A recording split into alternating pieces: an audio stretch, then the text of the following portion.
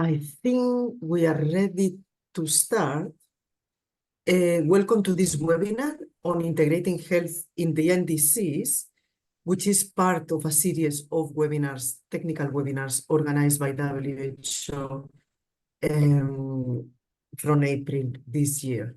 As you can see, we are coming to the end of this round of technical webinars, but we will continue to organize additional ones based on the request by countries for additional information on specific topics. Just a little bit of housekeeping from our side. Basically, you will have the option to get interpretation to English, French, and Arabic. So if you are interested in getting this interpretation, you have the instructions projected there. I will just give you a little bit of time to get your interpretation, but if you have any question, please put it in the chat and we'll be happy to respond. What you are seeing on the screen is basically the agenda for this webinar. I will be facilitating the whole webinar. I am Elena Villalobos Prats, and I lead the area of work related to capacity building and country support on climate change and health in WHO headquarters. We will have some opening remarks by Dr. Alice Bell from the Wellcome Trust, and also Sarah Thomsen from the Swedish International Development Cooperation Agency, SIDA. Then we will have a presentation by colleagues in UNDP representing the climate promise, specifically Luciana, Mermet, and then Dr. Diarmid Campbell-Lendrum, who is the head of the Climate Change and Health Program in WHO, will provide the technical presentation on this topic, followed by also our colleague Heather Adair-Rohani, who is the acting head for the air quality energy team in WHO. After all these presentations, then we will go into specific country experiences, and we are deeply honored to have representations from Pakistan, Dr. Zafar Fatmi, Dr. Viengkhan from Lao PDR, supported by our colleague Dr. Oyuntogos, and then hopefully we'll get time to get some questions and then the final closing remarks. With this, I will invite Dr. Alice Bell from the Wellcome to provide some specific opening remarks. Alice, please go ahead. Good morning for those of you who it is morning. It is morning here in London, so good morning. When it comes to climate change, sometimes things happen gradually. Sometimes they happen in huge big leaps, and sometimes nothing happens at all. And very occasionally things go backwards.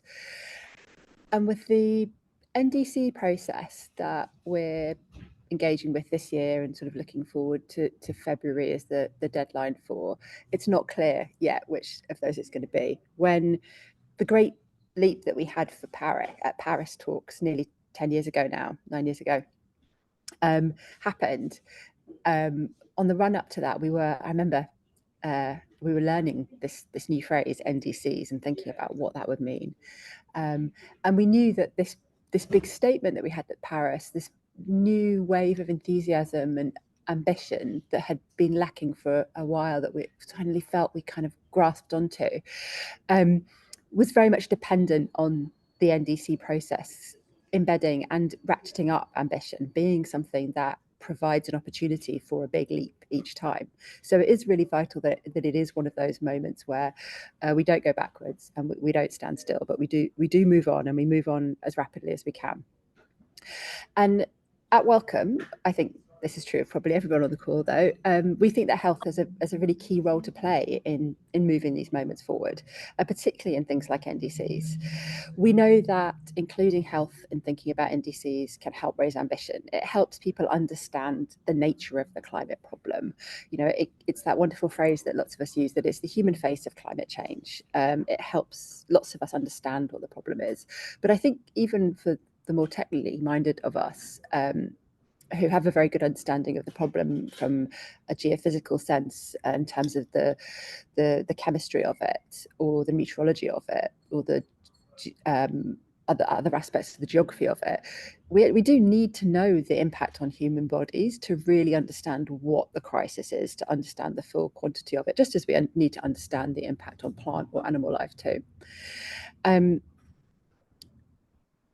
But it also, what health can do is it can improve accountability. I think it can encourage the whole of government to look at to the climate crisis challenge, and not just be about something that is done over there by the Environment Ministry or the Energy Ministry, but it is something that the Health Ministry and all of the different other ministries that think about health should be involved in. Ultimately, I think it really does make it about, it helps us decide between solutions as well. I think we often think about the climate crisis as limiting how many choices we have, and in some respects that is true, but it's really important that we remember that we do have lots of choices still to make, and there are options available. There are many different futures on offer for us, and it's not just a matter of a future of different degrees of warming, it's also how we go about those different kind of climate scenarios as well. And when we have several different options in front of us about different ways to tackle climate change, I think it's really vital that we choose the healthiest ones.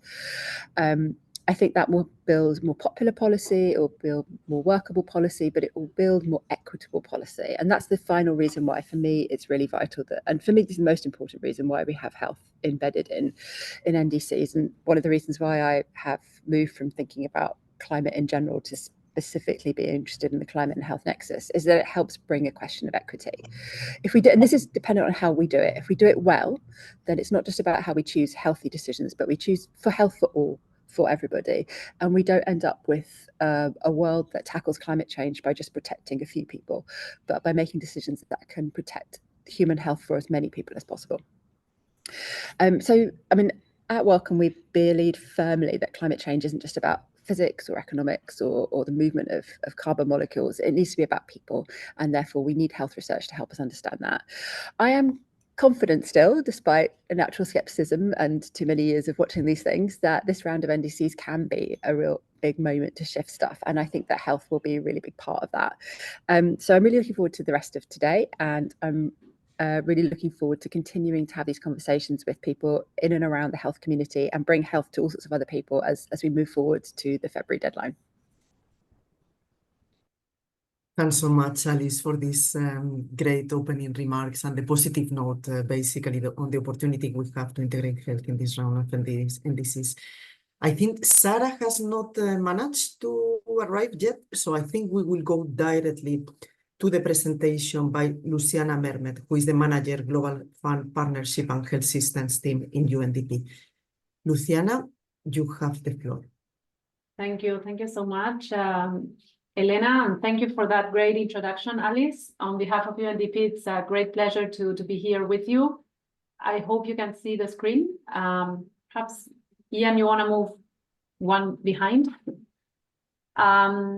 So this is about ambition, right? And I think Alice really framed it really nicely for this discussion, Elena and colleagues, and we look forward to hearing more about what countries bring today as a perspective from the ground, but definitively the issue of climate change needs to be about people, and I think that very much resonates really well with the work we do at UNDP. So I'll try to keep my time and my focus on 10 minutes. So 2025 is a critical year ahead of us. It will be the 10th anniversary of the Paris Agreement. I think this audience is really plugged into that frequency.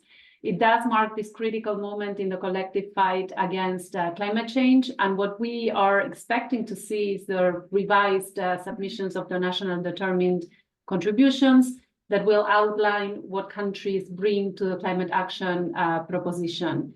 And what the UN Secretary General underscored around the ambition of NDCs is this is a key priority for us as UN system, and I think all of us, all hands on deck.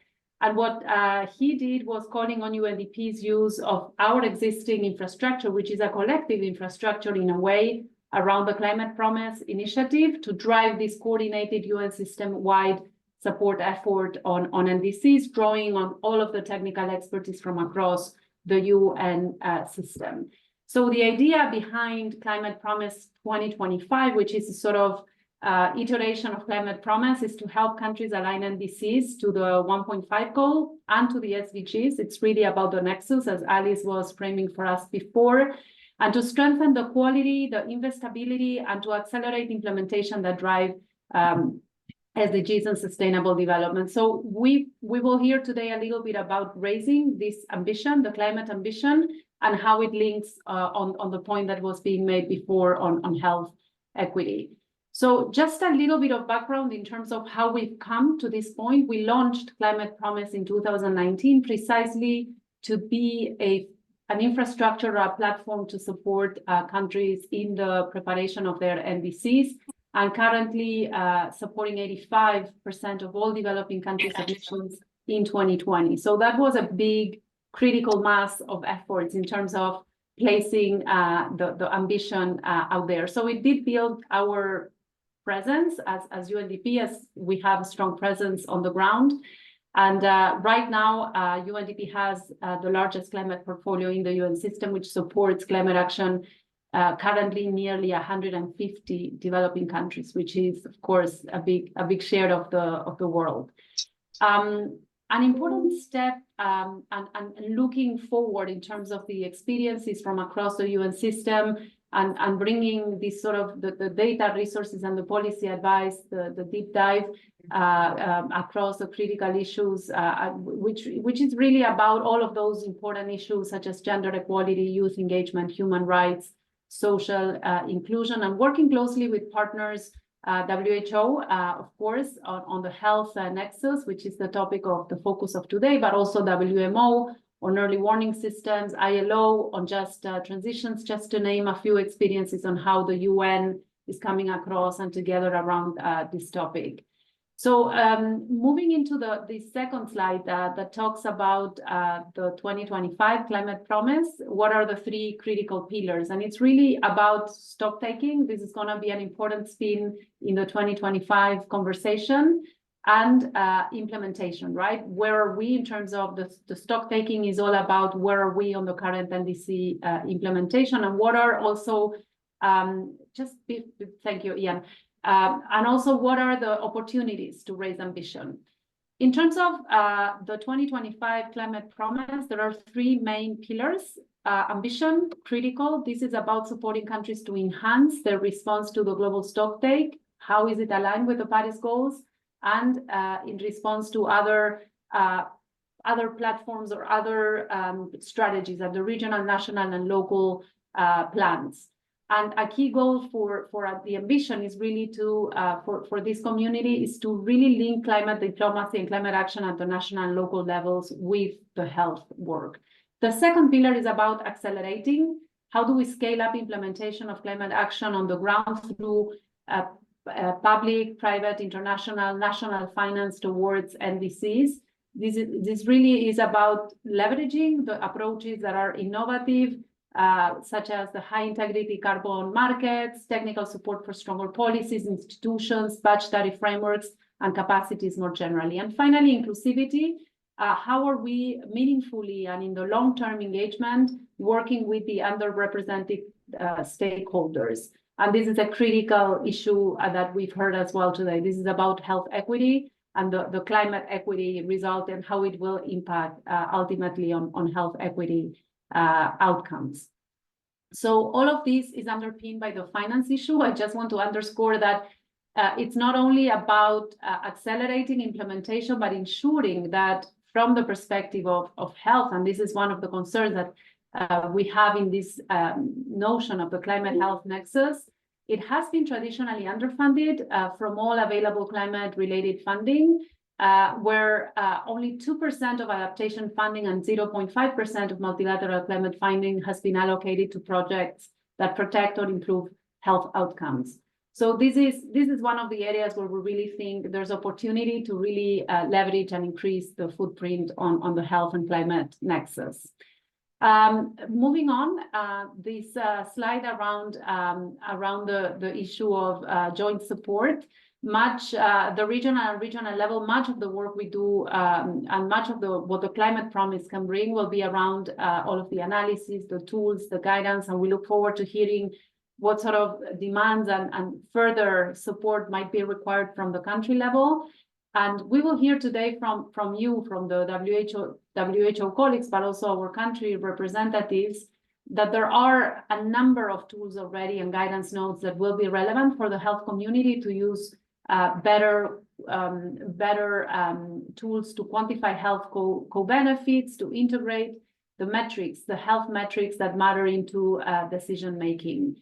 UNDP in the field of the NDC implementation and in the work of the NDC partnership, we are a founding member of the NDC partnership. We have been working closely to ensure that countries receive this technical and financial support to achieve the ambition around climate and sustainable development targets. So those these are resources that it's out there for you to take advantage of. And there's a navigator tool, the NDC 3.0 navigator tool, which is really bringing together all of these resources on NDCs for countries in a format that is very easy to use. And we are happy to provide details on the chat box later on. In terms of advocacy and outreach, this is critical, right? In terms of mobilizing the actors on the ground, it will be critical to create this common narrative that supports the political push to deliver on Paris, and really coordinating ourselves as across UN agencies. And I think this webinar is a very good testament to that willingness and to that vision around bringing health messages in a condensed and framing that speaks to our countries and to decision makers. In terms of the timelines, timings of the next one. This is really about what are the key dates. As you can see, there's a lot of UN coordination happening ahead of COP29 in November, and there will be a lot of attention paid in November in Baku around taking stock of the NDC processes. And definitively November 2025 is a date that we all have in sight in terms of being the 10th anniversary and delivering a good assessment of where are we going to land with the NDC 3.0 and the inclusion of the synthesis reports and where health will be featured. So this is just to give you a sense of where the dates lie. And just to conclude, we are really interested in hearing more perspectives. I think we will have 4 countries today presenting their integration experiences on how health is coming through in their NDC processes in the different settings. But just perhaps as a way of sort of advancing a little bit of our own thinking around how these entry points can be pursued, that will be critical for the engagement of the health sector in the NDC processes. There are four quick points that I would like to make. First, political engagement. This means that governments need to be engaged in this framing, including the health sector in co-developing the NDCs, in aligning SDG and long-term low-emission plans. So the health narrative can be effectively used to raise climate ambition and to build the political support for action. But the health stakeholders should be at the table in order for this political engagement to align with this alignment. Capacity building and training. This is something that we all need to do across sectors in any national setting. Health definitively needs more of this to address the climate change and to participate in these processes. It is important to not only include it, but as I said before, the sustainability, the financing part. So it's important that we help in shaping the NDCs with the right data, with the right indicators, and what are the issues that are now missing from the NDCs that can include this health analysis and consideration. So this is a function of having a health sector fully plugged into these discussions.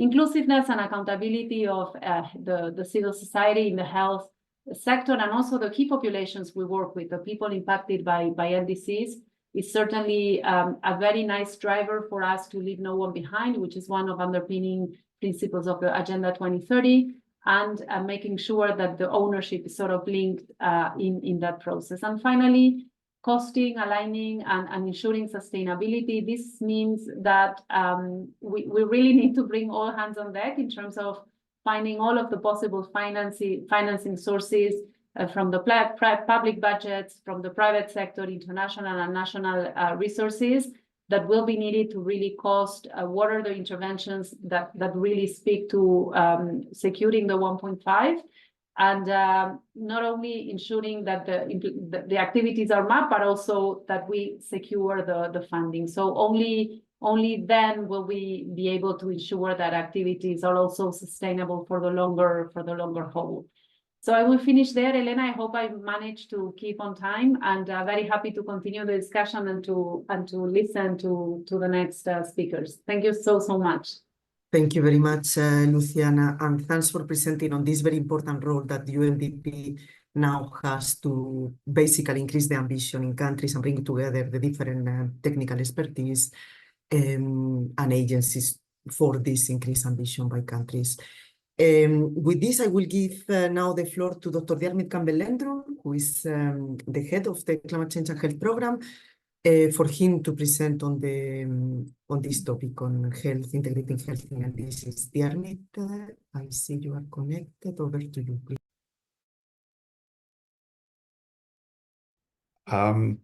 Okay, so thanks to the organizers of this seminar and all of the speakers and everybody who has joined. I'll just take, I think, 10 or 15 minutes to present quickly on basically the WHO view of the importance of NDCs. And to do that, I will take a slight step backwards, not in terms of the overall NDC, the objectives of the NDCs across sectors, which we've heard from Alice and from the colleagues from UNDP, but we're assuming that many of the people who have joined this webinar are health people. I mean, much of our connections in our audience are health specialists, and we probably shouldn't assume that everybody from the health side knows exactly what the NDCs are, although many of you will.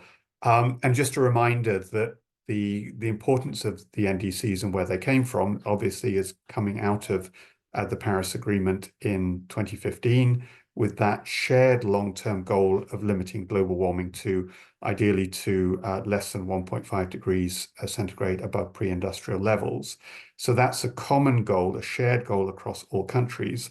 And the way that is supposed to be achieved is by individual countries making individual contributions to that global effort. So the nationally determined contributions are effectively the climate promises, to use the UNDP language, of individual countries towards that shared goal. So we have the NDCs, but also linked to them over the slightly longer term, we also have long-term low emission development strategies as well, which we won't talk about so much here, but just to remind people, there's the NDCs as sort of the more immediate commitment, and then the long-term strategies as well, both of which are relevant to health. This is basically just summing up what I just mentioned, but the emphasis here is the fact that these are national commitments. So we have the shared goal, but then individual countries take into account their own circumstances, their own development trajectories, and so on to make those individual promises. And then we can basically sum up the sum of those individual promises to see whether the world should be on track to staying below 2 degrees C or below 1.5 degrees C. And I would say that the headline so far is that if countries meet their NDC commitments, we will do a lot better than we have been doing up until now, but we would still fall short of reaching that 2-degree goal, or certainly the 1.5 degree goal. So we want to ensure that there is ambition in each round of NDCs so that they sum up to staying within the goal, but there's also seriousness and accountability, that when a country says something, it actually does it. And this is where we think health comes in, both because we think health can raise ambition and keep political leaders on track to do what they said they were going to do, but also because we can actually achieve a great deal of health benefit from doing the right things for climate, both on the mitigation side and the adaptation side. So that's why we think it's so important for health to be strongly engaged in NDCs.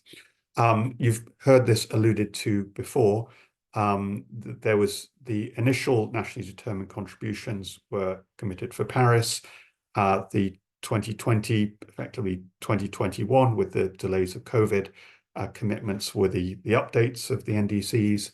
2025 will see a new round, and they will be renewed every 5 years, hopefully with increasing ambitious and seriousness each time. So that's what we're all trying to achieve.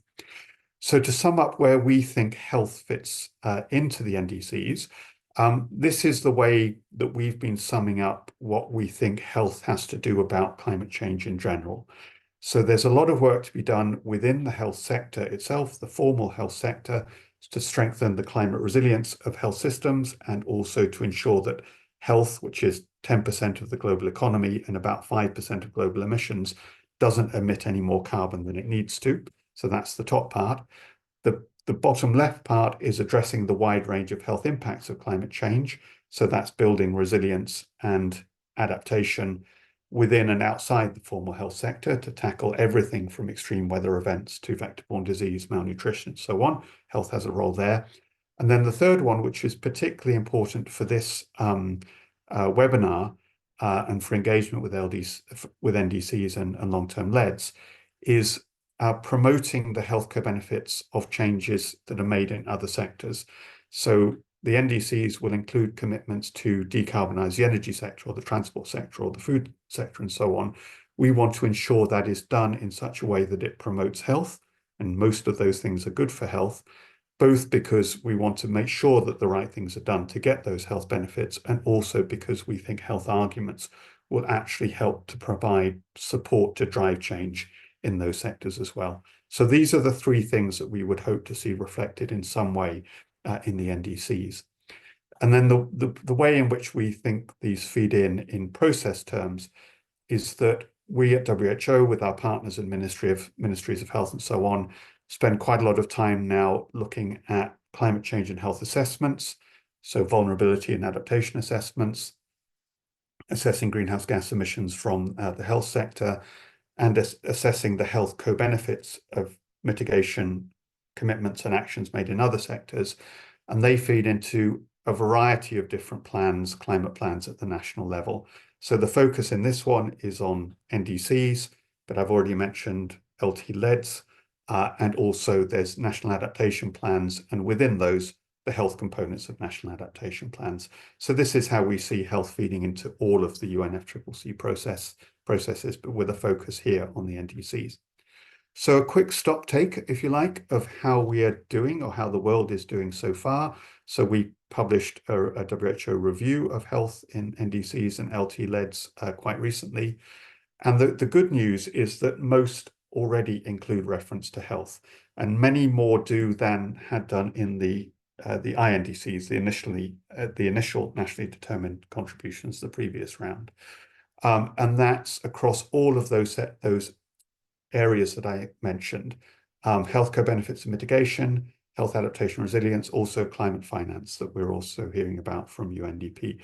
So we've made a lot of progress over the last 5-year cycle.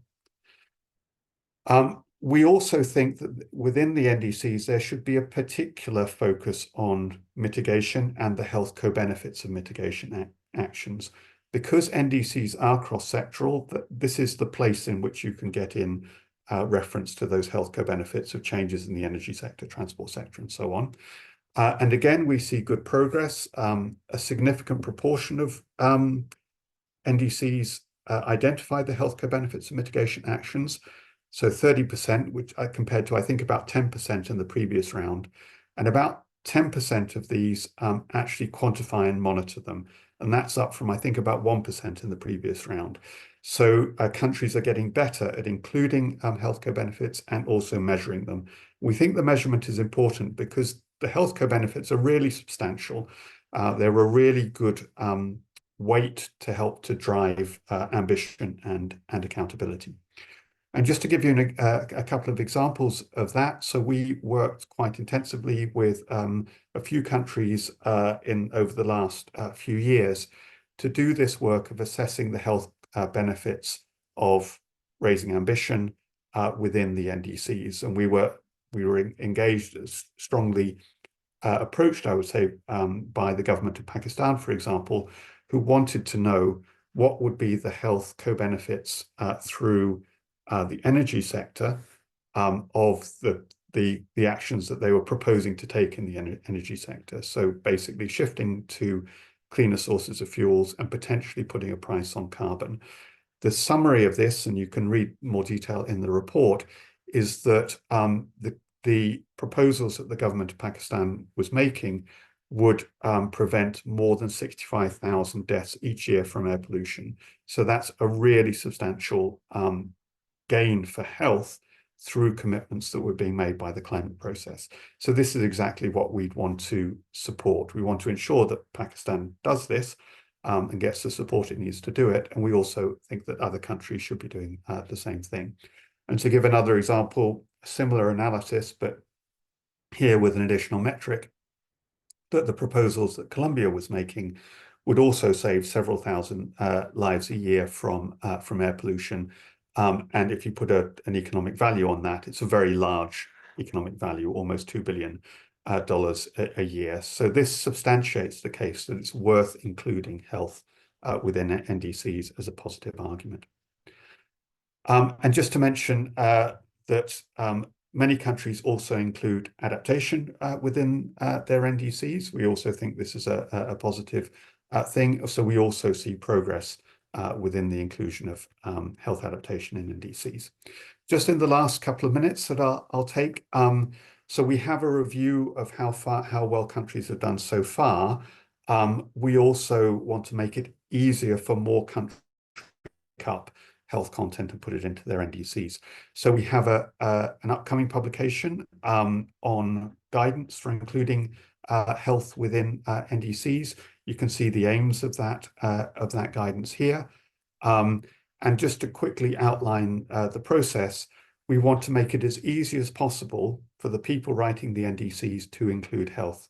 So this guidance follows the overall structure of the NDCs and points out where health can be integrated into each of the different steps in the development of the NDC. So I won't go into this in more detail, but just to say we have that guidance forthcoming to provide support to countries. We, in addition to pointing out that it's a good thing to include health in NDCs and that savings are can be particularly large, we also have our own new analysis and assessment of just how big these gains can be. So we can also point to specific adaptation interventions and mitigation interventions, and at the global level can indicate how many lives these will save, and also show that these give a really good return on investment. So we're not just talking about improving the general system, we can point to specific good interventions to put into place as well. I won't go into the next few slides in any detail because in a few minutes you'll be hearing from my colleague Heather Adair-Rohani, the head of the Air Quality and Energy Unit, who will talk about some of these in more detail.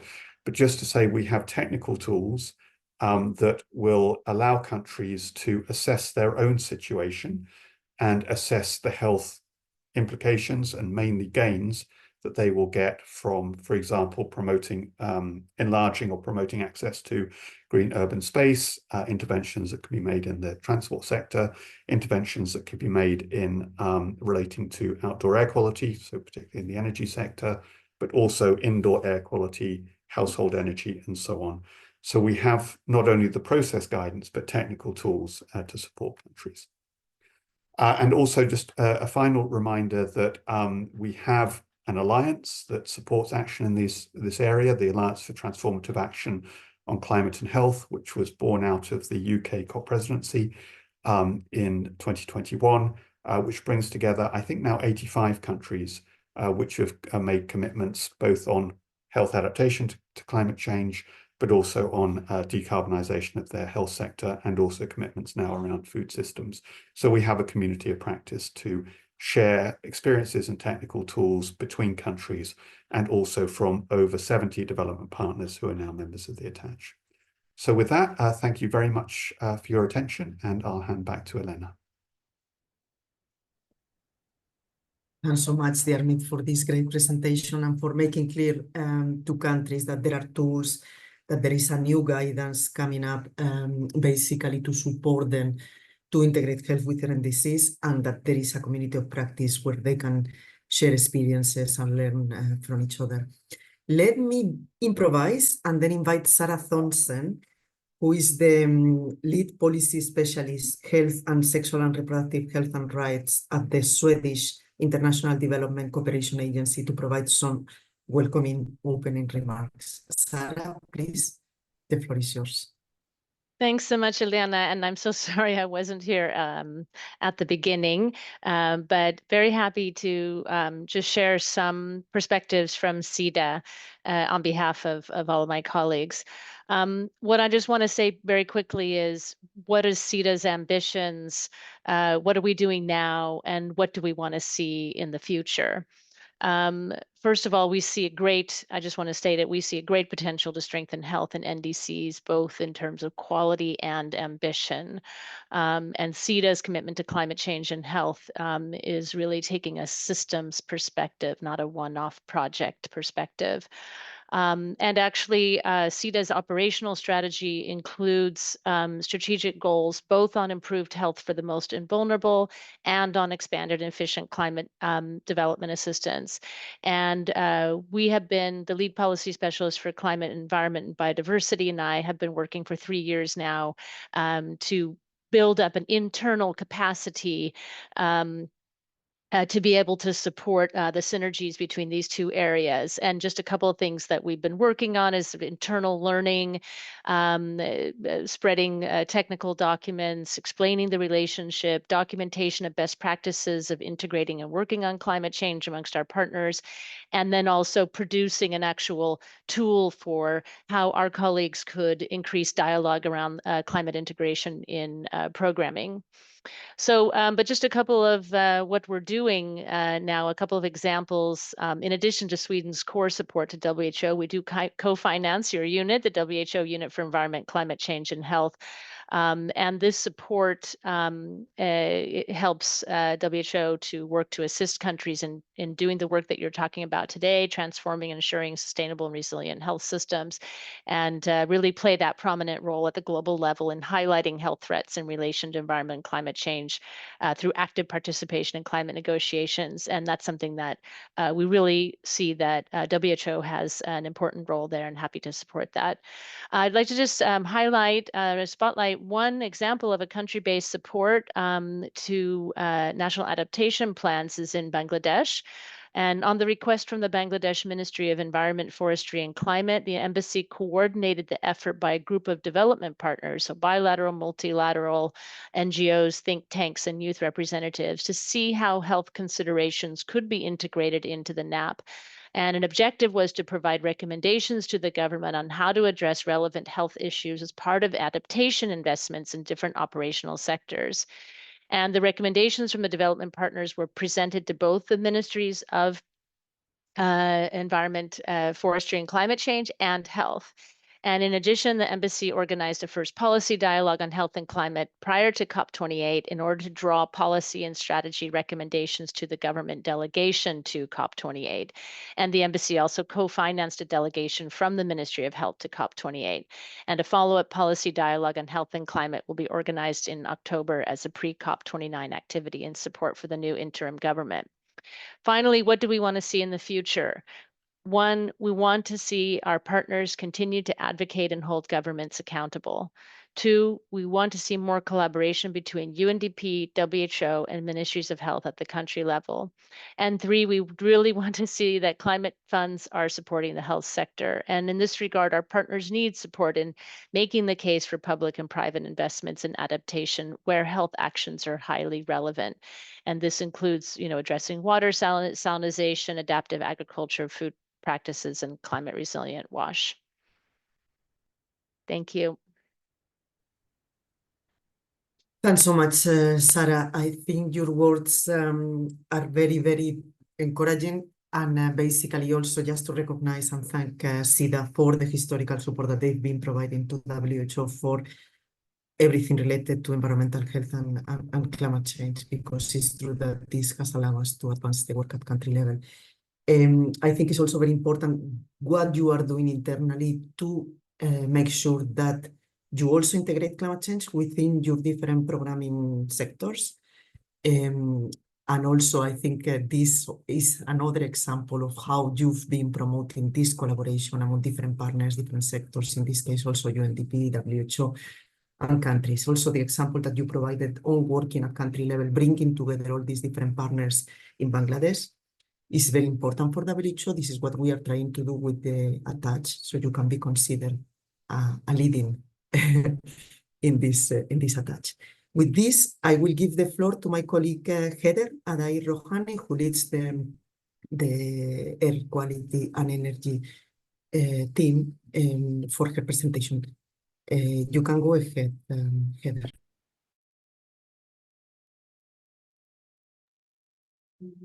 Oh, no. Okay, excuse me, colleagues. Switching the right side. Can you all see my screen correctly? It's not in presentation mode, and if you can speak closer to the microphone, that would be great. Okay, is this okay? Are you seeing the right side? Not yet in presentation mode. It's comme ça? C'est bon? Now, perfect. Great, thank you. I'm sorry for a bit of the technical confusion. Moving between different platforms causes screen sharing to be more difficult sometimes. So first of all, thank you so much. My name is Heather Adair-Rohani. As mentioned earlier, I'm the acting unit head of the Air Quality, Energy and Health Unit. And I'm really excited to share with you some of the, a little bit deep dive into some of the tools that we have for you, for the health sector and other sectors to use in actually integrating health into the NDCs. And so this presentation, just to say, was developed by Pierre Palamudu, a colleague in our focal point on air quality and health in the Euro office, and I'm presenting on his behalf. So as Diarmid kindly mentioned, there are a number of tools that we have here at WHO that were really aimed at helping monitor and evaluate the health impacts, particularly related to air quality associated with various policy and sectoral solutions. This is really intended to really support inclusion of health in various sectoral policies, because in often cases there are great intentions, but it's by different ministries, including energy, transport, environment, etc., to tackle the air quality associated with some of their particular policy interventions, but they lack the tools to evaluate and compare such tools. So we at WHO are trying to fill that and provide that technical support. I'm going to provide a bit of a deep dive into one specific tool, and that's the climate aid tool, because otherwise there's so many, there's no way I could touch them all, as we saw from Diarmid earlier. So just a quick flash again as to some of the tools that we have and we've been developed in our unit at WHO here is there are a number of suite of tools that we have. And as mentioned, I'll give a brief description of what was mentioned before by Diarmid. And that is we have, for example, the AirQ Plus tool. And this is quite a popular one. It comes in multiple languages. This tool specifically looks at the AirQ, basically the impacts of air pollution, and trying to quantify what can be done on and reduction of emissions and what are some health benefits from emissions reductions. We also have, and it's an easy to use software that estimates the magnitude and the importance of air pollution and by specific disease outcomes, looking at things like fine particulate matter, coarse particulate matter, PM10, nitrogen dioxide, ozone, and black carbon. And black carbon being a key one, and particularly related to health. It helps calculate the years of lost life, as well as disability-adjusted life years. We also have the HEAT tool, which is really it's a health economic assessment tool, trying to really look and perform economic evaluations, health and economic evaluations of the benefits of walking and cycling. And this was developed by our Euro colleagues. We also have, for example, the Green UR tool, which is really a GIS plugin that calculates exposure and impacts of green space on health. And this again was developed by our Euro office. We also, for example, which I won't allude, we'll talk about carbon age in just a moment and in deep dive. We also have, for example, the BARHAP tool, which is the benefits for actions to reduce household air pollution tool. And this particular tool has 12 different scenarios associated with household energy interventions to accelerate clean household energy in households. But it also, so it looks and evaluates the costs to the health sector and the individual associated with disease from household air pollution exposure, also the climate benefits and social benefits such as time loss, and helps provide some cost, it does a cost benefit analysis. So various actors can compare different scenarios and see what would be the best and most impactful on health and economics in economic terms for a country. A really important tool to leverage engagement by the energy sector as well as the finance sector. So how do we do this? It requires a bit of background about how we understand and how we quantify these health impacts. To do so, first we have to look at what the various scenarios and what those targets are, and estimate the projected emissions associated with such scenarios. So this allows us, so specifically looking at those changes in concentration, which of course we can therefore calculate changes in exposure, which leads to health impacts. Then we can evaluate that health risk of this change of exposure and actually calculate the health and health benefits, as well as in some cases, economic and other co-benefits associated with particular scenarios. So specifically, when we're trying to bring this into the climate change context, we can particularly look at, for example, greenhouse gas interventions included in the NDCs. We can evaluate that, pairing it with some source receptors, so that these are looking at those concentrations of those GHG emissions as well as other emissions on the ground. Then to actually look at the population at risk, trying to see where the exposure is happening, what populations is that happening, applying a concentration response function. So looking at the actual risk on particular concentrations on a curve, and then we can actually quantify the health impacts, whether that's benefits, or in some cases can actually lead to worse cases. And I mean, we're aiming here for health benefits, so we're trying to reduce emissions, but you never know. It's important to evaluate both sides. And then in some cases, we can even add an economic assessment, looking at those specific costs and value of statistical life, things in terms of healthcare costs and savings. Then we can really come out with a total number to look at what those health co-benefits and potential other co-benefits of specific greenhouse gas emission reductions, and potentially those ones included in the NDC. The first tool, this was one of the first tools that we had, which is the carbon H, and this tool has actually been updated, but this particular tool allows for the quantification of the physical and economic consequences for human health achieved from specific domestic carbon reductions. And it's really meant to support the UNFCCC's Article 2 of the Convention, so that they could really have a good health angle and quantification. Now, since with the experience of AirQ Plus and with the Carbon H, we have now advanced to another tool, which is called the Climate AQH. And this is really another easy to use software.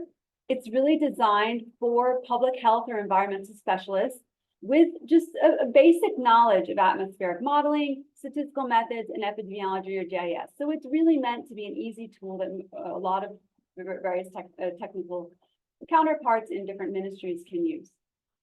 So the difference between this particular tool, what was the update of this? It specifically looks, we try to better quantify and applied new methods to update and calculate the climate and health and reductions and actions. This particular tool is expanded to include more countries, and it allows a little more flexibility in terms of how to manipulate and replace the modeling, et cetera. And it allows us to have a little more variation in the risk models, those exposure response curves that we use. So WHO has one particular one based on various studies. Others, for example, the Institute of Health Metrics, also have a similar risk curves that may be slightly different. So it's important that they can actually look at the variations and compare between different risk curves available. So this tool specifically aims to really encourage data collection and knowledge transfer in the context of health impact assessment and economic evaluation. It provides information on the changes in air quality within a country, the spillover effects on neighboring countries, and allows users to really explore different emission reduction scenarios and their effects on air quality, health outcomes, including mortality and morbidity, life expectancy, and disease incidence, and incorporates default data but also allows additional input from to improve the calculations and allow a little stakeholder ownership. The results from what comes out of this can really be used and be helpful to inform stakeholders, decision makers, and policymakers in formulating pragmatic and socially acceptable interventions to address climate change. Climate H has been applied already in several different countries and regions. Several case studies, for example, have been done, I believe, in the European region, and then we're doing one, for example, in I believe, Bangkok, in Thailand. So these specific are really meant to include these specific case studies and really looking at the health benefits of the various climate policies in various countries, like, as I mentioned, Thailand, Pakistan, Colombia. They've been done, and they really are meant to estimate the potential positive impact of climate policies on air quality and health, and those specifically trying to look beyond just national boundaries as well.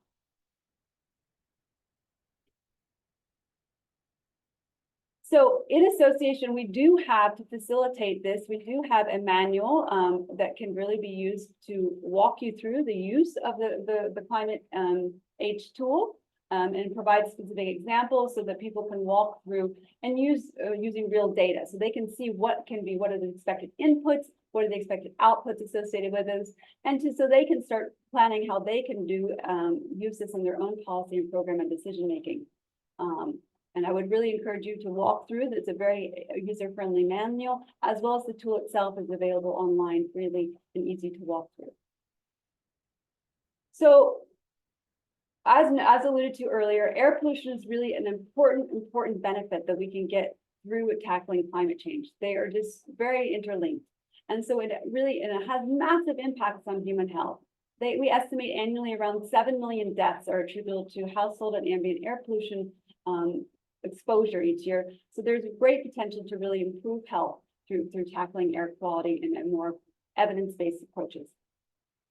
It really looks as well that the reduction of anthropogenic sources of air pollution can really be pursued through different interventions. And there are tools available, as we've seen, that can really help decision makers make the right choice. And also, really important, improving air pollution really improves climate and vice versa. So estimating the health impacts of policies is really important to decision making, and that's something that we as the WHO are really trying to support countries do. Health risk assessment is a very broad evaluation methodology to do so, and we're really trying to concentrate that in very easy to use tools for 4 different decision makers in different sectors to really take advantage. It's also meant to really provide the health sector with the voice to go and speak in these multi-sectoral decision-making situations where health is an important consideration and can really be benefit in the cases like those of the NDCs. So I hope this provides you with a little more information, and please do have a look online and let us know if you have any questions. Thank you so much. Thanks so much, Heather, for this great presentation and all the details on the different tools that WHO unit on air quality and energy and health have developed. I think it's clear the potential that countries have basically implementing mitigation interventions in those sectors more responsible for air pollution, and then basically reducing exposure to these air pollutants will bring benefits to health. With this, I will invite now the first representative from a country, Pakistan, Dr. Zafar Fatmi, who is professor and section head, Environmental, Occupational Health and Climate Change at the Aga Khan University in Pakistan. Dr. Zafar, the floor is yours. Thank you. Thank you, Elena. I hope you can hear me. I'll share my slides. We can hear you. We cannot yet see your slides, but they are coming.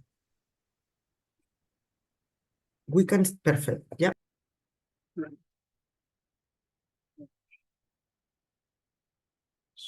Okay, thank you. Good afternoon and good morning. Greetings from Karachi, Pakistan, Aga Khan University. So, Heather's presentation and Dr. Diarmid presentation was very, timely, and he already, introduce as what was done in Pakistan. So I'm just presenting, this study of potential health and environmental and climate benefits of removing fossil fuel subsidies. So as you know, many LMICs are providing subsidies for fossil fuel to support economies, and including Pakistan. So however, it may be counterproductive. And this study provides evidence that if we remove the fossil fuel subsidies and reallocate the savings for renewable energy and energy efficiency, it reduces carbon emissions substantially. And this reduction in carbon emission is associated with a reduction in air pollution, which leads to health benefits. And this study utilizes some of the tools like Climate Edge tool, which is now called, but it was previously called like Carbon Edge tool. So, and with this, So this study was coordinated between national and international team and partners, including ministries, and technically supported by WHO Geneva and regional and country office, and financially supported by Wellcome Trust and the International Health Grants Program for Health Canada. So the latest nationally determined contributions of Pakistan was submitted in 2021, and the NDC vouched for climate resilient economy. And the primary tools were like nature-based solutions and technological interventions, but the target was like high emission sectors, so energy sectors and industry sectors. And if you look at the priority areas of NDCs, they are spelled out in mitigation and adaptation terms. So mitigation efforts were to increase like renewable energy by 60% by 2030, and electrical vehicles 30%, no new coal power plants, no generation of power through imported coals, and an investment in nature-based solutions like planting trees. And adaptation, which is the key for LMICs, also like Pakistan's. We have large network of Indus River Basin and Indus River Basin, and a major impact climate mediated through variation in this river basin. And Pakistan's livelihood is mainly dependent on it. So flood risk management and underground water recharging are the main adaptation efforts, besides increasing the protected areas cover. So the rationale for this study, Pakistan is important to align the energy policies with health, climate, and social priorities. And we have evidence that fossil fuel subsidies provided lead to overconsumption beyond social optimum. And it also burdens the government finance, and it has the high opportunity cost for other priorities like public health. And fossil fuel economies have also showed that there is a lock-in effect prohibiting transition to cleaner energy because of the less availability of the capital. So we know that fossil fuel is the primary source for carbon dioxide and also air pollution, and lowering greenhouse gas also lowers air pollution. And there are evidence that when India removed fossil fuel subsidies during COVID-19, it actually led to economic recovery, and also it made the money available to spend human and economic development, and the evidence that it reduces poverty. So with this, based on evidence from 26 countries, a model was developed and estimates were derived, where the first step is to remove fossil fuel subsidies, which leads to some reduction in carbon emission. And the second step to invest 10% of the saving in renewable energy, and that further reduces carbon emission, and invests 20% of the saving to energy efficiency to reduce carbon emission. And once these implemented, later you may introduce an energy tax. And all of that with suggested timeline reduces about 14% of carbon emission. And this reduction may vary depending on how the economy is dependent on fossil fuel. With this model in mind, we know that Pakistan in 2018 were providing $3.2 billion of subsidies for fossil fuel, and it cost about $13.1 billion related to climate, health, and other externalities. So this study, objectives were to study the estimate of health benefits of removal of fossil fuel subsidies under different ambition scenarios and compare it with the NDC reference case of 2020, and also concurrently determine health benefits of reallocating the saved subsidies.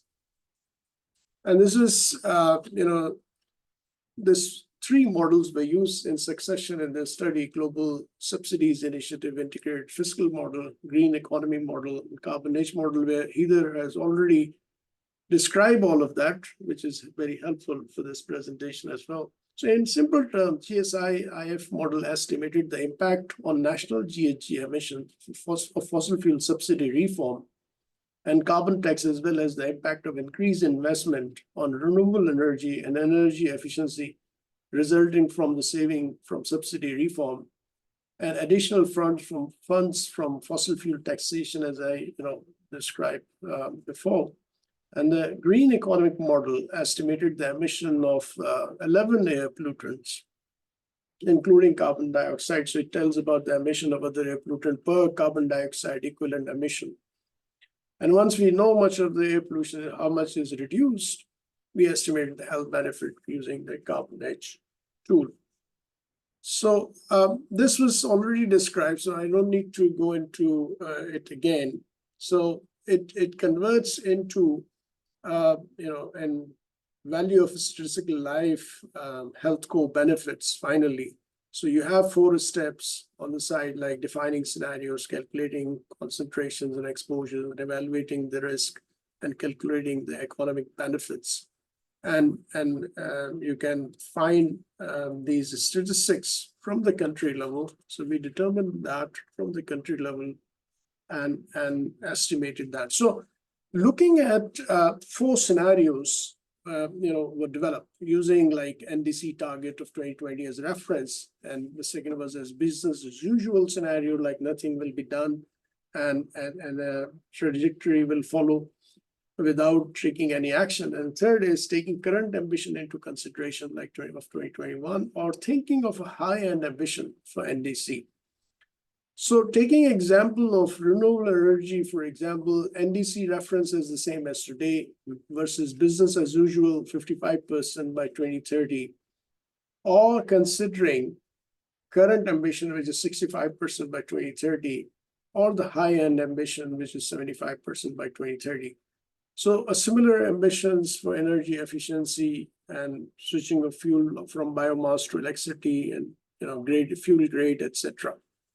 So if we use that, based on these scenarios, we calculated that in different ambition scenarios, how many premature deaths of adults, infants, pregnancy losses can be avoided, and how much economic benefit it could accrue compared to the NDC reference case scenario. So the total valuation in dollar terms were determined. So if you think of the last row, those are the avoided premature deaths and economic benefits. And the valuation was like $10,000 million or something. So that's a big number. That's a big value in terms, and the deaths is like 75,000 deaths, and more than 3,000 Delhis are cumulatively saved because of that.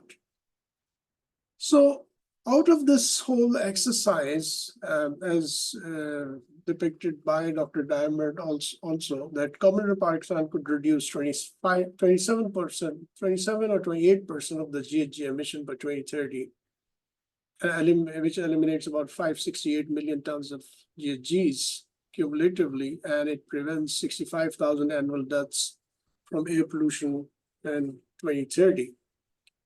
So if we do the 7 things, like increase renewable energy generation up to 75% by 2030, increase energy efficiency with combined sectoral targets to achieve a total of 3% annual improvement, and transition from biomass. And biomass is one of the issue in low and middle income countries, particularly Africa and Asia, So biomass to electricity in 30% of the household by 2050, an increased share of electrical vehicle up to 100% by, for example, 2040, and fully phase out fossil fuel subsidies by 2025, and introducing 10% fossil fuel tax by 2025. And importantly, reinvesting all of that to the social and health services.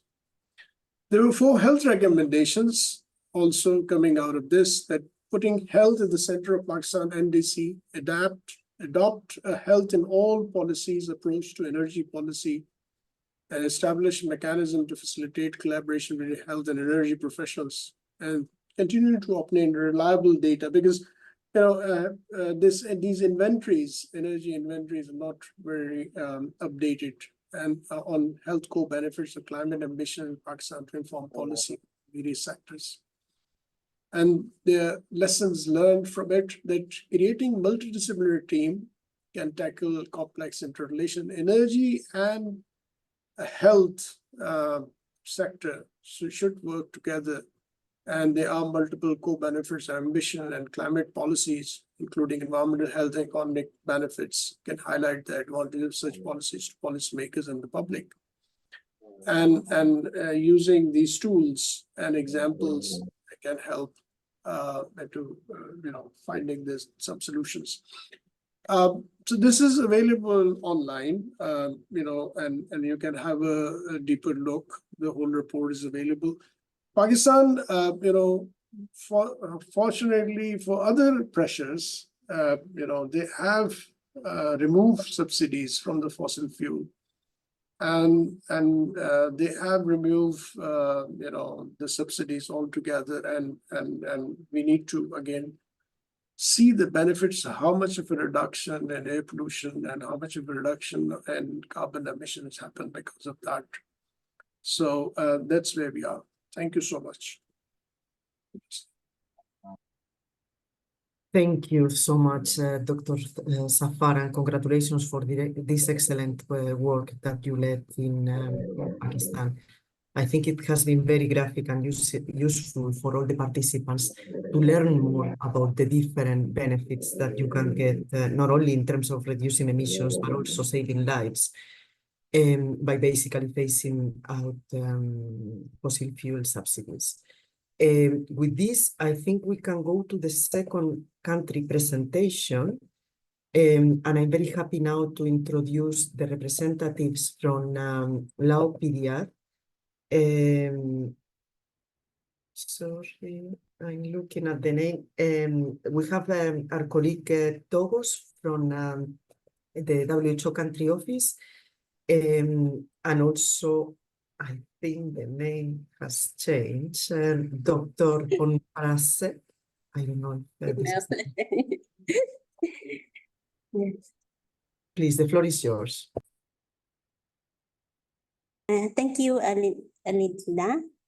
Yes, good morning, everyone. My name is Viengkhan Pisai. I am Deputy Director General of the DHCP MoH. I am pleased to share our experience on the show national determinants, commitments, and health adoption plan under our links and Georgia with the Togo WHO. The nationalist determinants and reduction and NDC plan of the Lao PDR developed 2015 and update in the 2020 to 2021. The 2021 NDC is allied with the countries situated combines the development and goal since outlined the 9-15 to 50 year. National Socio-Economic Development Plan 21 and 2025 with the focus on the combined no, climate change and its compact. The NDC give the priority the health sector adoption the NDC the four main objectives. One of them is to improve the climate change adaptation capacity and agriculture for the water resources and the public health sector. My co-presenter Oyuntogos will continue. Thank you so much. Please, Oyuntogos. Thank you. Can you hear us? Yes, we can hear you, Todos. Okay, thank you. So may I continue the presentation? So as Dr. Viengkhan mentioned, so NDC give priority to health sector, specifically improving health adaptation capacity and make resilient water sanitation system our main priority. So you can see from this slide that the NDC updated in 2021. So it gives priority to the 4 sectors for improving adaptation capacity and 8 sectors prioritized for mitigation. And so you can see on the left hand, there are agriculture, forestry, water, resource management, and public health are key sectors for improving climate resilience capacity. So you can see there are 2 priority areas. One is climate resilient health service and infrastructure. It is guided by the climate change and health adaptation strategy, and also HNAP, Health Adaptation Plan, has developed by MoH. So second main priority is build climate resilient water sanitation system by upscaling climate resilient wash service and improving infrastructure. So here we would like to give information how NDC and health adaptation plan integrated and how health resilience included in the NDC.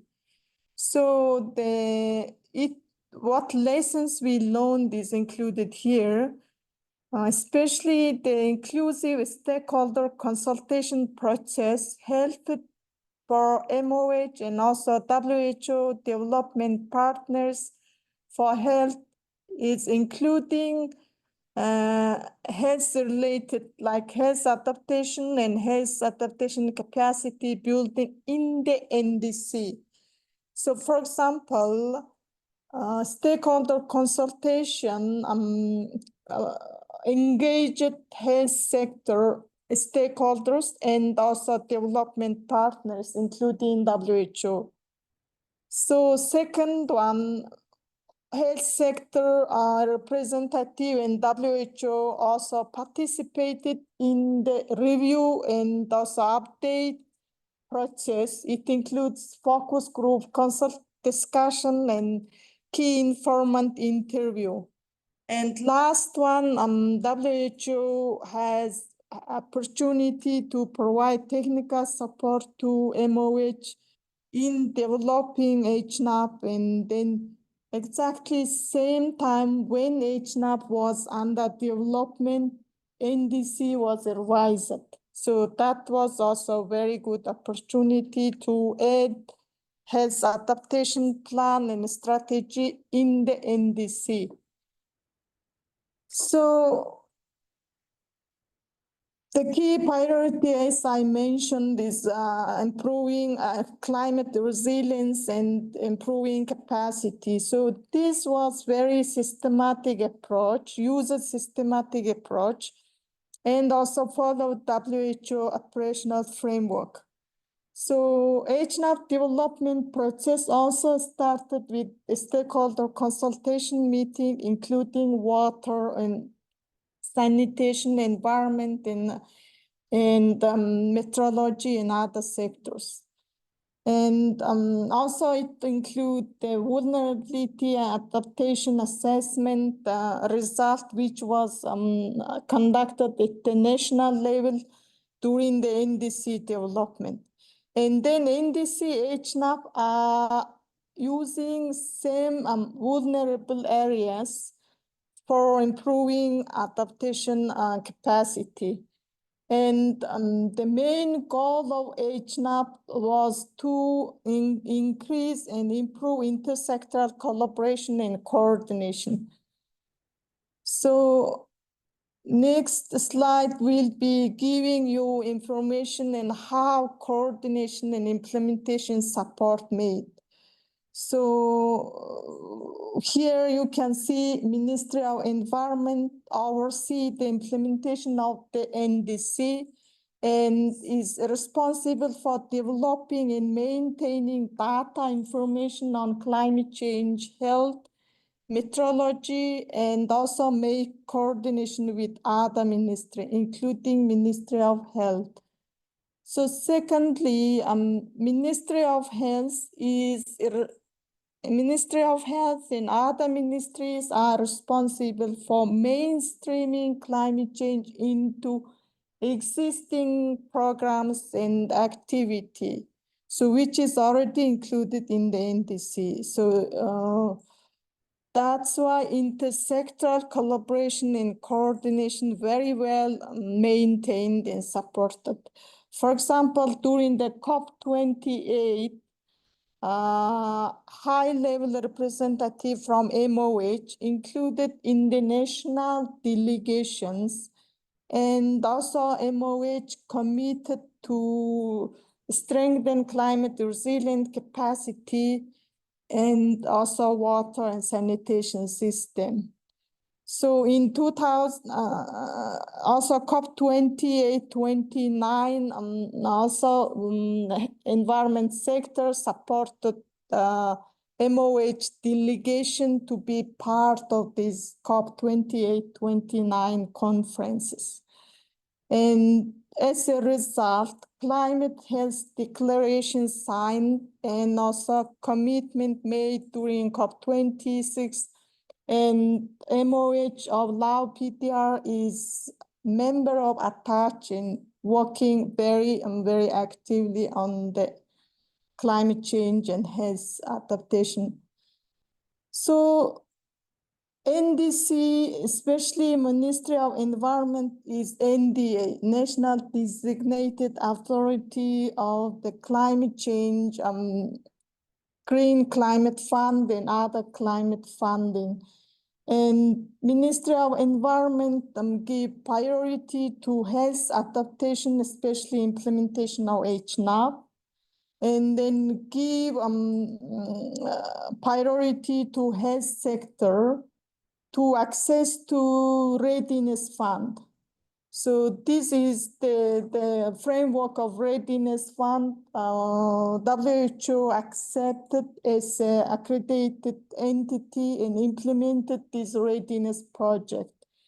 So this project includes early warning system, core health benefit assessment, and also developed some guidance, tool, and training materials. So this is one of the example of the support of the NDC and also HNAP collaboration and coordination at the operational level, and also supported effective implementation. This is almost last slide. I think time is almost, I guess it's ending. So with support from the Readiness Project of Green Climate Fund, MoH and WHO has conducted core health benefit assessment first time in the country. So these results showed that top 10 causes of death in Lao PDR related to poor solid waste management. And then experts group recommended to include the co-health benefit in the NDC and use it as a monitoring indicator. And so the result of this assessment is disseminated and shared with development and government partners. And good news is that the updated NDC in 2021 added solid waste management, especially economic recovery and also recycling, reuse system and saving energy. And so those are new priority areas newly included. So midterm review of NDC conducted, and the assessment result concluded that health sector is only sector developed, sector specific climate change adaptation strategy, and also developed health adaptation plan in systematic approach. And also it said there is good achievement made to enhance coordination and integration of NDC and HNAP. So conclusion is that NDC, HNAP integrated and very well coordinated at the operational and also strategic level.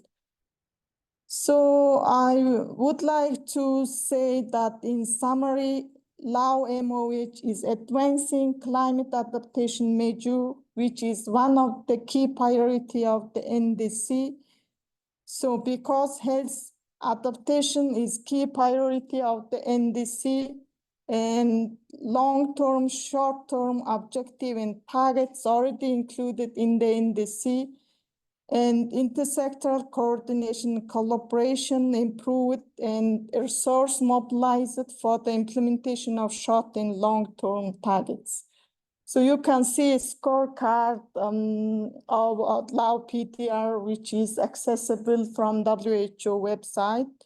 And also you're able to see co-health benefit assessment result from the website. So that's already available.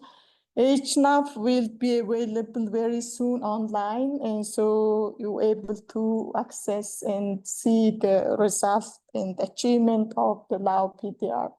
Thank you very much. My presentation comes to end here, and so if any questions, so we have team here to MoH team here to help me to answer. Thank you. Thank you very much, Dr. Viengkhan and Togos, for this excellent presentation, and also for the work that you've been leading in Lao. I think this example was very graphic also in showcasing how coordination and building synergies between different climate change and health processes, in this case HNAP and NDC, is so important, because it's great to see the technical work that you did to assess the health benefits of solid waste management, but also all the work that you did to strengthen the collaboration between different ministries under the leadership of the Ministry of Environment, who was coordinating the NDC. You have technical questions that I hope you can respond through the chat. If not, if you can respond to us, and then we will share the responses with the participants, because everybody really acknowledges the work that you are doing. Unfortunately, we don't have time for Q&A, so I will invite our colleague from UNDP to provide closing remarks, followed by Diarmid Campbell-Lendrum. So please, Luciana. Thank you, Elena. Yeah, you hear me well? Yeah, I think there's much has been said, and I really want to commend the presenters from Pakistan and Lao PDR. I think they've really made the point for us, really resonating with us, the importance of bringing the stakeholders and the convening across sectors, but particularly for health. I think it's It's been very interesting to hear what are the priorities at the country level, and certainly we hope that this also gives an indication of the complexity of the process, but also the opportunities that lie ahead. Nothing much more from us, Elena. I think the presentation from Diarmid was also really insightful in providing the context through which an NDC comes to life and what it means to bring the health sector on board. I think that was very, very helpful to frame the role that we can, and the role and the support that we can provide from the UN family and the UN side to each of our counterparts at the country level. I think just a final message perhaps is that we really have the last stretch, a couple of years to really bring an opportunity over the next 2 years as the best chance to have as an international community ensuring that warming stays within the boundaries of the 1.5. And there will be a need to be a lot of communication, a lot of framing, and a lot of discussion for bold NDCs. This will be definitively an instrument that will catalyze this sort of green transition, the integration of climate into the national development priorities, but not only the priorities and the planning, but certainly the investment. We know that health has been significantly under-invested, and we've seen this firsthand during the pandemic, right? So I think this is an important point. And just to say that from whatever, from our angle and from the Climate Promise 2025, we are absolutely committed to continuing supporting these 150 countries in collaboration with all of the UN partners, and we look forward to seeing the results as we move into COP29. Thank you so much, Elena. And my colleague Natalia Linou will be with you in the afternoon. I've been stepping in for her since the time differences were not helpful for our colleagues in New York. Thank you, Elena. Thank you for the invitation. It's been great. Thank you, Luciana. With this, I hand over to Dr. Diarmid Campbell-Lendrum for final remarks and closing the webinar. Diarmid, the floor is yours. Okay, thanks so much, Elena. And thanks to our UNDP colleagues and the Wellcome Trust and SIDA and the WHO colleagues who have put this together, and particularly Amy and the team for leading what I think is a really, really good technical webinar series. Please tune in for future installments of this webinar series. And thanks also to all of the strong participation. And I'd just like to come back to the comment that was just made about the importance of the country experiences and the presentations that we've heard from the country level. Because that is really where the action happens. And so it's fantastic to see the countries taking ownership of this. And as the health agency, particularly the ownership that's being taken by the Ministry of Health and the national health partners. It was nice to see that report back from Lao in the midterm review, where it was pointed out that health has been ahead of the game in terms of developing a sector-specific adaptation plan, ensuring that it is well coordinated in the NDC. That's exactly what we're looking for. And we at WHO are absolutely committed to supporting this process. If you have tuned in to previous webinars in this series, you will know that WHO has made climate change and health an absolute top priority. One of only 6 strategic priorities that we have listed for the next 5-year general program of work, and it's listed as the first of those. And that's an agreement between the WHO Secretariat, but also with the member states. And we will be continuing to scale up our country support backed by our regional offices and headquarters, because this, as has been pointed out, this is an area that's been somewhat neglected in terms of finance and in terms of engagement, both from the health side and the climate side. And I think the examples that you've heard today are really strong ones of where that fusion has come together in order to drive greater ambition. So we will be aiming to back that up more systematically from the WHO side across all 150 or so of our country offices. backed up by the other offices of WHO. The final point I wanted to make is that part of the reason we think it's so important to ensure that health is within NDCs is both to ensure that health is not neglected when other problems are receiving attention, but also because we genuinely believe that health can be a really strong driver of climate action. Because if you value the health benefits that come from climate action, even if you just look at the air pollution benefits that we heard a bit about today, those health gains are actually larger than the cost of fixing the climate problem. So we think this is a really strong positive argument where health is not only ensuring that it gets its fair share of resources, but actually makes a positive contribution that climate negotiators should want to hear from. So that's why we're so keen that we have health integrated into the NDCs, because this also makes it a action and a drive not just about the environment and the economy, important though that is, but actually about changes that make a difference in people's lives, make a difference to their health. And we think that's also a strong argument that the people in the street will understand and support as well. So with that, I'll just thank you once again for participating in the webinar. Further resources will be shared and are already being shared in the chat, but we look forward to continuing this conversation with you throughout the rest of the webinar series. So with that, I think Elena has given me the permission to close the webinar. So thank you once again, and we'll close here. Thank you.